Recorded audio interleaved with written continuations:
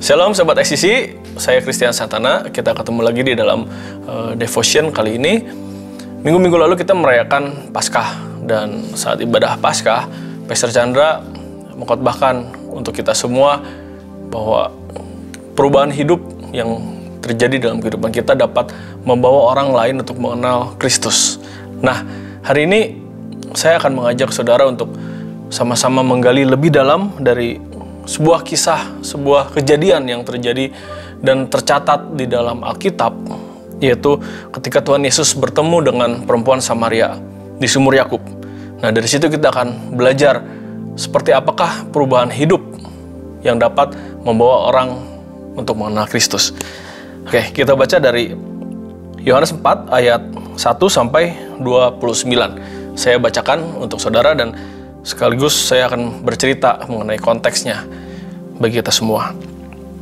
Yohanes 4 ayat 1 sampai 29. Percakapan dengan perempuan Samaria. Ketika Tuhan Yesus mengetahui bahwa orang-orang Farisi telah mendengar bahwa ia memperoleh dan membaptis murid lebih banyak daripada Yohanes, meskipun Yesus sendiri tidak membaptis melainkan murid-muridnya, ia pun meninggalkan Yudea dan kembali lagi ke Galilea. Ia harus melintasi daerah Samaria. Nah, dikatakan di situ ia harus. Nah, saudara, untuk pergi dari Yudea menuju ke Galilea, orang Yahudi pada umumnya tidak akan melalui Samaria. Karena Samaria adalah suatu daerah di mana orang-orang Samaria tinggal, dan di situ banyak terjadi perampokan. Dan selain itu, bangsa Samaria adalah bangsa yang dikucilkan oleh orang-orang Yahudi. Mereka itu merupakan keturunan dari kerajaan Israel Utara.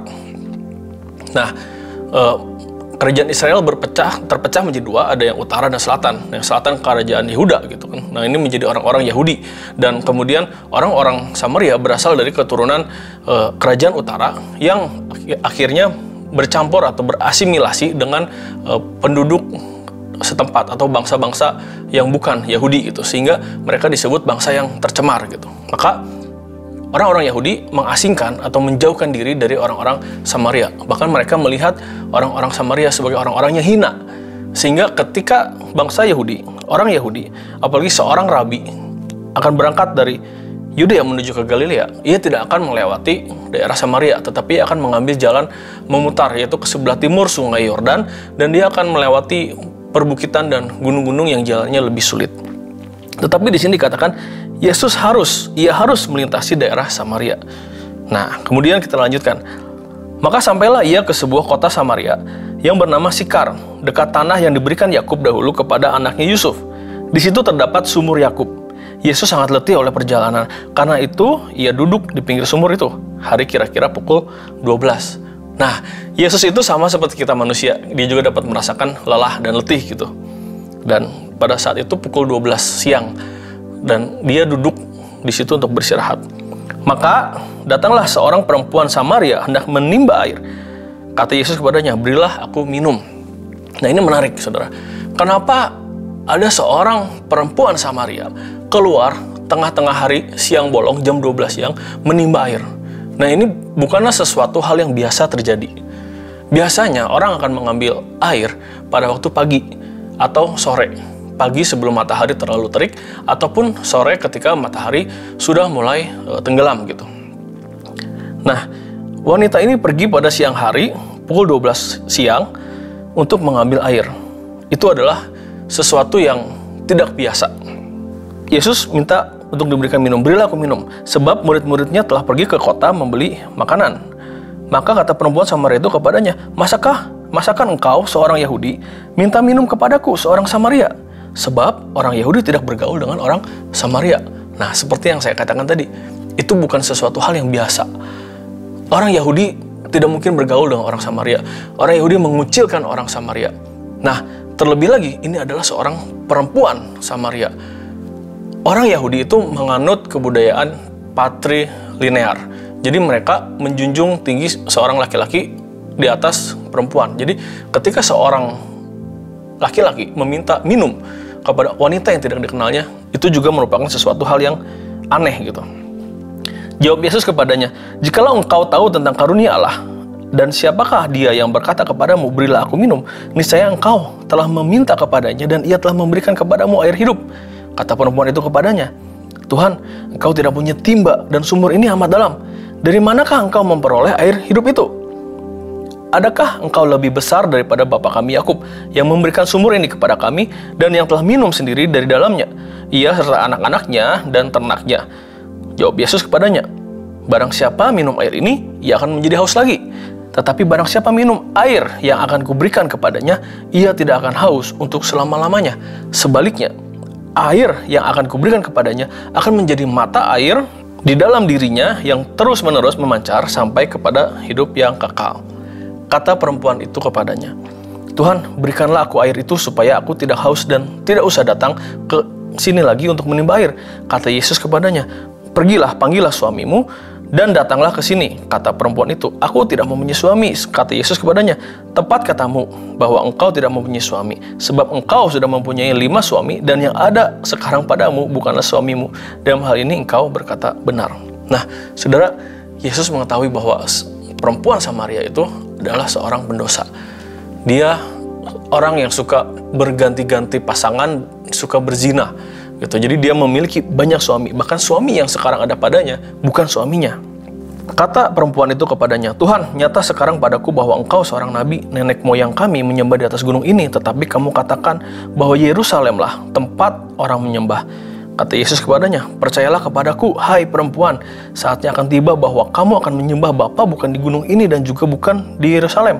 Kamu menyembah apa yang tidak kamu kenal, kami menyembah apa yang kami kenal. Sebab keselamatan datang dari bangsa Yahudi. Tetapi saatnya akan datang dan sudah tiba sekarang bahwa penyembah-penyembah benar akan menyembah Bapa dalam roh dan kebenaran, sebab Bapa menghendaki penyembah-penyembah demikian. Allah itu roh, dan barang siapa menyembah Dia harus menyembahnya dalam roh dan kebenaran. Jawab perempuan itu kepadanya, aku tahu bahwa Mesias akan datang yang disebut juga Kristus. Apabila ia datang, ia akan memberitakan segala sesuatu kepada kami. Kata Yesus kepadanya, akulah dia yang sedang berkata-kata dengan engkau.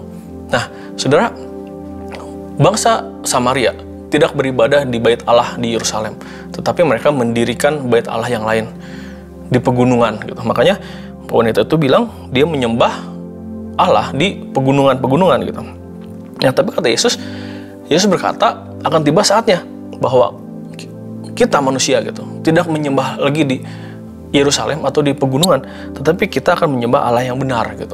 Dan di situ Yesus menyatakan dirinya kepada wanita itu bahwa dialah Mesias yang sedang berkata-kata dengan wanita itu.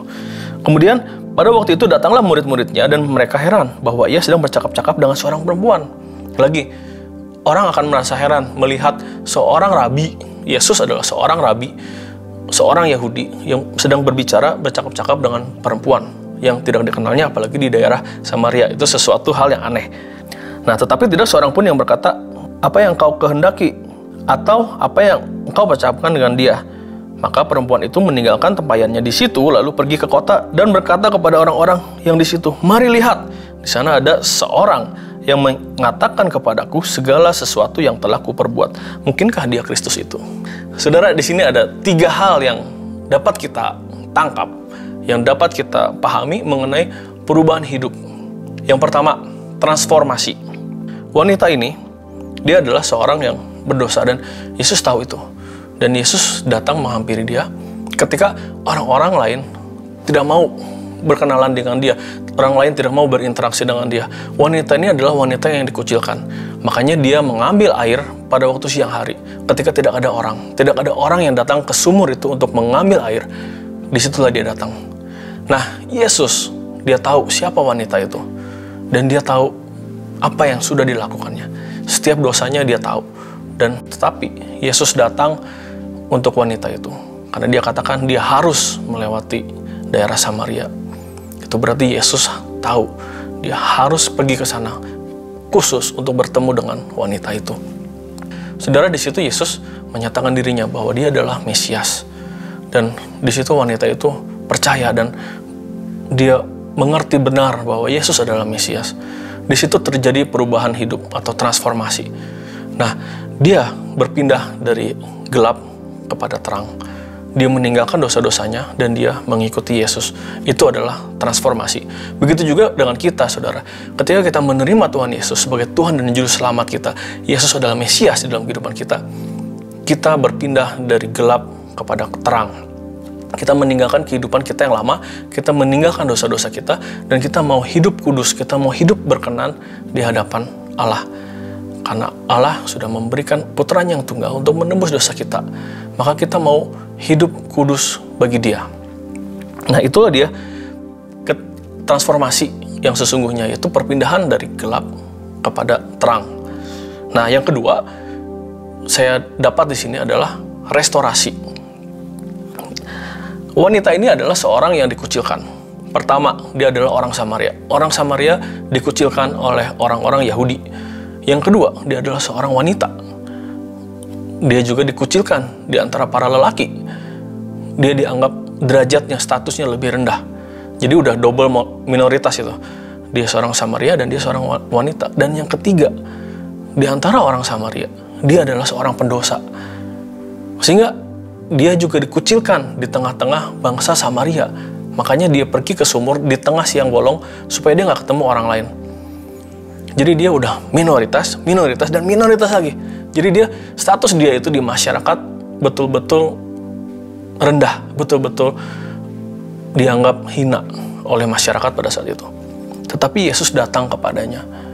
Dan apa yang terjadi di sini? Setelah dia bertemu dengan Yesus, kita lihat dia pergi berjumpa dengan orang-orang. Dia berkata kepada orang-orang di situ, "Mari lihat, di sana ada seorang yang mengatakan kepadaku segala sesuatu yang telah kuperbuat." Mungkinkah dia Kristus itu? Nah, kita bisa lihat di sini status dari wanita itu yang tadinya hina. Dia tidak berani untuk bertemu dengan orang. Dia sembunyi-sembunyi datang ke sumur. Tetapi setelah berjumpa dengan Tuhan Yesus, terjadi restorasi. Statusnya yang hina diangkat menjadi setara, sejajar dengan orang lain. Nah, perjumpaan dengan Yesus akan menghapuskan status kita yang hina, keberdosaan kita, dan kita diangkat menjadi orang-orang kudus di hadapan Allah. Nah, status kita yang lama, karena perbuatan masa lalu kita, karena status kita yang dulu seorang pendosa, ketika kita berjumpa dengan Tuhan Yesus, itu sudah dihapuskan. Dan kita diberi status yang baru, yaitu sebagai keluarga kerajaan Allah. Kita menjadi orang-orang kudus di hadapan Allah. Ketika kita menerima Tuhan Yesus sebagai Tuhan dan Juru Selamat, saat itu juga kita menjadi orang-orang kudus di hadapan Allah. Kita kudus bukan karena perbuatan kita, tetapi karena Tuhan Yesus yang mati di kayu salib menebus dosa kita. Kita kudus karena apa yang diperbuat Tuhan Yesus bagi kita. Sehingga Tuhan melihat kita kudus. Kita bukan lagi seorang pendosa, tetapi kita adalah orang-orang kudus. Nah, itu adalah restorasi. Dan yang ketiga, yang saya tangkap di sini, perubahan hidup itu akan memberikan kita misi. Jadi yang ketiga adalah misi. Misi. Di sini kita juga lihat bahwa perempuan ini ketika dia sudah menerima Tuhan Yesus, berjumpa dengan Tuhan Yesus, dia pergi memberitakan Injil kepada banyak orang gitu. Dia berkata, "Hai, lihatlah, di sana ada orang yang mengatakan kepadaku segala sesuatu yang telah kuperbuat. Mungkinkah dia Kristus ini?" Gitu. Jadi dia memberitakan Injil di daerah Samaria. Dia memberitakan bahwa Mesias sudah datang. Yesus, dialah Mesias itu. Begitu juga dengan kita, saudara. Ketika kita menerima Tuhan Yesus sebagai Tuhan dan Juru Selamat, hidup kita berubah. Dan kita menerima satu tujuan, yaitu misi yang Tuhan berikan bagi kita, yaitu untuk memberitakan Injil, memberitakan bahwa Yesus Kristus adalah Mesias. Ia adalah Sang Juru Selamat yang datang ke dunia untuk menebus dosa setiap manusia, sehingga setiap yang percaya kepadanya menerima anugerah hidup yang kekal. Saudara, itulah 3 perubahan hidup yang terjadi ketika kita menerima Tuhan Yesus. Yang pertama ada transformasi. Kita berpindah dari gelap ke terang. Kita meninggalkan kehidupan kita yang lama dan kita menjalani hidup kita yang baru. Kita mau hidup kudus di hadapan Tuhan. Kita mau hidup benar di hadapan Tuhan. Kita mau taat kepada Tuhan. Dan yang kedua adalah restorasi. Status kita diubahkan, direstorasi, dikembalikan. Kita orang yang berdosa, kita adalah pendosa dahulu, sekarang kita adalah orang-orang kudus. status kita dikembalikan menjadi orang-orang kudus di hadapan Allah. Dan yang ketiga adalah misi. Ketika kita menerima Tuhan Yesus, kita juga menerima misi yang Tuhan berikan, yaitu untuk mengabarkan Injil, memberitakan kepada setiap orang yang kita temui, memberitakan kepada dunia bahwa Yesus sudah datang, Dia adalah Mesias, Dia adalah Sang Juru Selamat. Oke saudara, demikianlah devotion kita hari ini. Mari kita tutup dalam doa. Tuhan Yesus, terima kasih Tuhan untuk firman-Mu hari ini Tuhan. Kami boleh belajar, kami boleh mengerti Tuhan, bahwa hidup kami telah diubahkan. Bukan karena apa yang kami lakukan, tetapi apa yang Kau lakukan di atas kayu salib, menebus setiap dosa kami Tuhan. Sehingga hidup kami mengalami transformasi. Kami meninggalkan Tuhan hidup kami yang lama, dan kami mau hidup dengan hidup yang baru. Kami mau hidup berkenan kepada Engkau Tuhan. Mampukan kami untuk melakukannya. Roh Kudus, ingatkan setiap dosa kami Tuhan, dan hari demi hari kami boleh bertobat, masuk ke dalam pertobatan, sehingga hidup kami semakin hari semakin berkenan kepadamu Tuhan. Dan kami juga menerima restorasi yang Tuhan berikan atas pengorbanan-Mu di kayu salib. Hidup kami diubahkan, dan status kami juga diangkat menjadi orang-orang kudus. Tuhan, layakkan kami untuk kami dapat terus hidup sebagaimana orang-orang kudus yang berkenan kepadamu Tuhan. Dan dengan darah Yesus yang tercurah di kayu salib, status kami sudah diubahkan menjadi orang-orang yang kudus. Kau melihat kami kudus Tuhan. Kami bersyukur untuk itu Tuhan. Dan kami mau hidup kudus di hadapan Engkau Tuhan. Tuhan, kami juga menerima misi yang Tuhan berikan bagi kami Tuhan. Dan kami mau melakukannya. Mengabarkan Injil, memberitakan kedatangan-Mu Tuhan Yesus. Dan biar semakin banyak orang yang mengenal Engkau melalui kehidupan kami. Tuhan, pakai setiap dari kami. Mampukan kami Tuhan untuk memberitakan Injil, memperkatakan firman, sehingga orang dapat melihat Engkau, orang dapat mengenal Engkau melalui kehidupan kami, melalui perubahan hidup yang terjadi di dalam kehidupan kami. Terima kasih Tuhan Yesus, dalam nama Yesus kami telah berdoa, mengucap syukur, haleluya, amin. Oke saudara, sampai jumpa lagi di devotion minggu depan. Bye-bye.